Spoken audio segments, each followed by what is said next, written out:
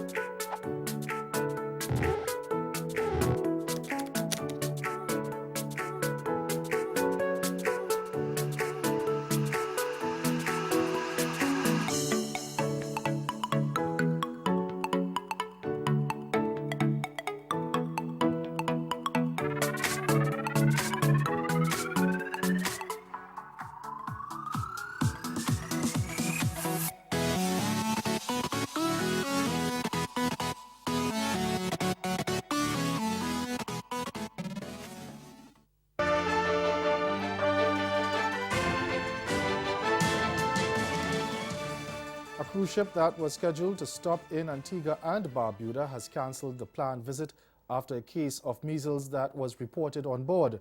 Free Winds, a United States-based vessel owned and operated by the Church of Scientology, was earlier this week quarantined in St. Lucia when it was discovered that a passenger had contracted measles. According to the Antigua Observer newspaper, Free Winds informed its local agent, that's Bryson's Shipping, that it decided to cancel its May 7th and 9th visit to the island. It is not known if calls scheduled for later in the month would also be cancelled. Chief Medical Officer Dr. Rhonda Seeley Thomas sought to assure the public that the government is committed to doing whatever was possible to ensure that there was no reintroduction of measles in Antigua and Barbuda. CARICOM leaders are meeting in Trinidad today to discuss concerns about regional security. They're particularly concerned about the potential impact of the ongoing conflict in neighboring Venezuela. Host Prime Minister Dr. Keith Rowley, who spoke in absence of the media, said the security of CARICOM's future will be determined by its ability to effectively respond to and anticipate threats in the region's enduring interests. Speaking ahead of the talks, Barbados Prime Minister Mia Mottley said there are several factors to be considered while addressing the crisis in Caracas.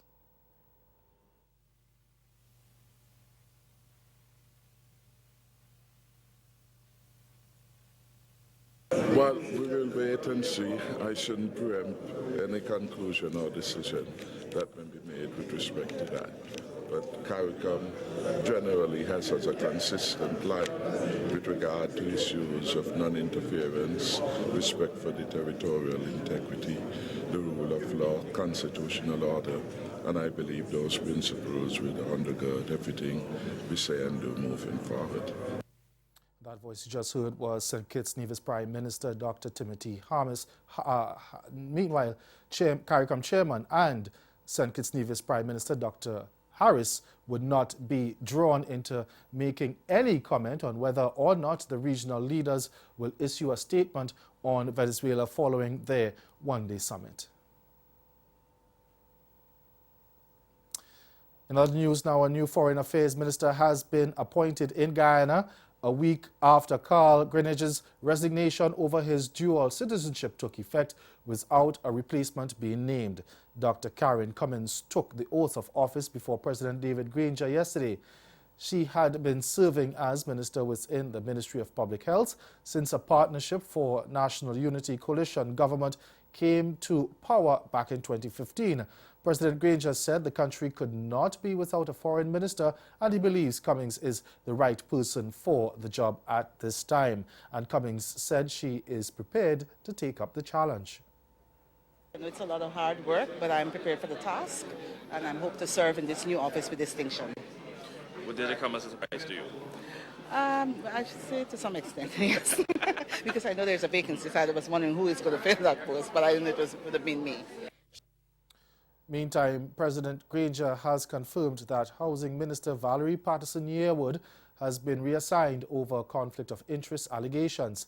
It was disclosed a month ago that the minister's husband, Godfrey Yearwood, was awarded a contract by the Central Housing and Planning Authority to build houses for the ministry under a special housing program.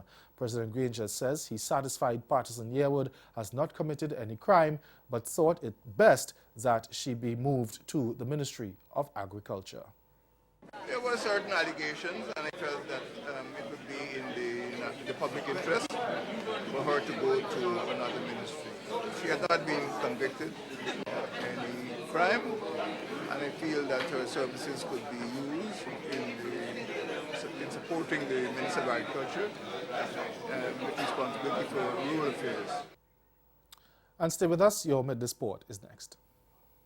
I feel I definitely understand where you're coming from with the prescription portion of things. I think that's something that would be modified if this would come about, because it's understandable if something is prescribed to you for health reasons. And that's the same thing with how today marijuana has come to what it is today. A lot of people have medical issues, and that's when you would get a slide or a pass on that. They would understand that, okay, you have a medical circumstance. Bill Walton is a little bit involved, I think. What's his role there at the company? So Bill Walton is a major contributor to our community. He's our executive chairman at San Diego Sport Innovators. He comes to our leadership dinners. He comes to our board meetings. He makes introductions. Having Bill Walton as part of this organization has given us tremendous credibility to attract other people into the organization.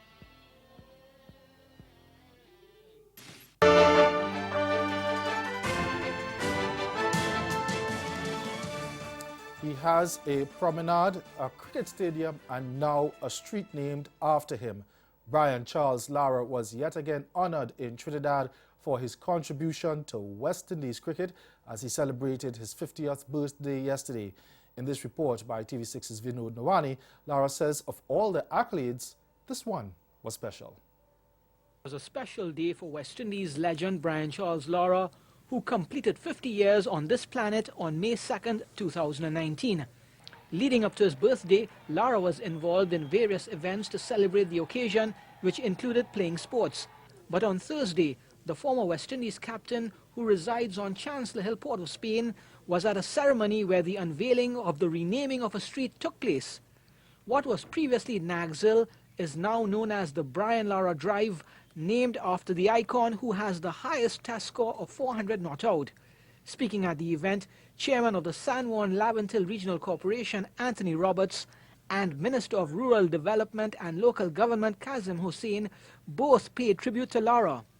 Brian made one of his cheeky singles to make up 50. 50, a figure that Brian is pretty familiar with and accustomed to. But this one is particularly, personal to him. And I want to congratulate you, Brian, on your 50th birthday party. And then the man himself spoke, saying it was a touching moment to have the street renamed after him. Welcome to my street. But this is a great, great honor. And this being bestowed upon me, I know many things have been over the years, but this is truly something that is very touching. Lara hopes youngsters who see his name on the street when exercising use that as an inspiration to achieve their goals in life. That's Caribbean in 10. Good afternoon.